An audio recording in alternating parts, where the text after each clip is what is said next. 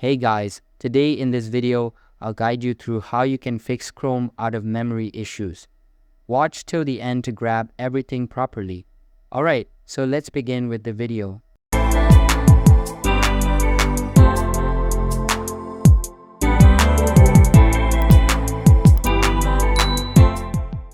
First things first, make sure that your Windows operating system is updated to the latest version available.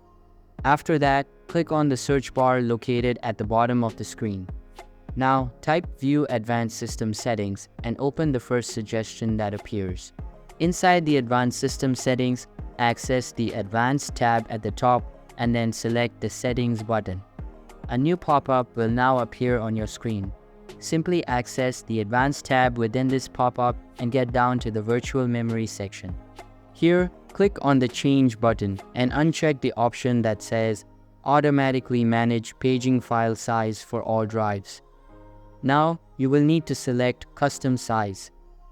Enter the value as 1024 inside it. After you have made these adjustments, save the settings and close all the windows. So that's basically how you can fix Chrome out of memory issues. So that's all for this video. Consider subscribing if you find it helpful, and I'll see you in the next one. Thanks. Hey guys.